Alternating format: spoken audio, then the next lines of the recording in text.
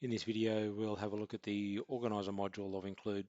So Organiser, as it suggests, is organising all your different information. So it's got a list of your quote requests.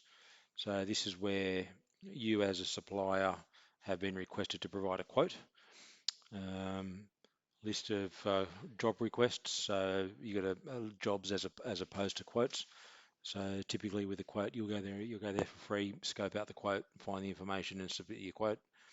In the job itself, you would normally have a job limit to spend up to, and that would be then displayed in the activity request that you would have.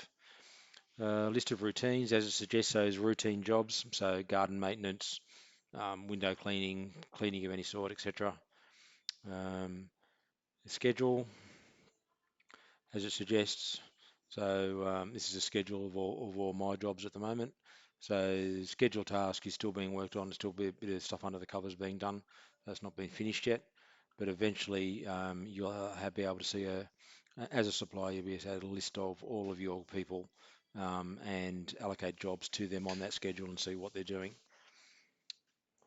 A Gantt chart, as it suggests, if you're doing a whole pile of project work, um, the Gantt chart is a good way to keep track of where that works at. Gives you, similar to a Gantt chart in Microsoft Office and Microsoft Project, it shows you a timeline of tasks. You've got an overarching task, and then the tasks or activities that build up to that overarching task. And so over the right-hand side here, you'll see different weeks. You can sort by day, week, month, or a quarter. Open, close. There's your heading, your overarching task. Rolling jobs, rolling quotes will be replaced by your list jobs and list quotes. Routine calendar will also be replaced by your list routines. Job priority codes is how you would manage your priorities, so P1, P2, P3, etc.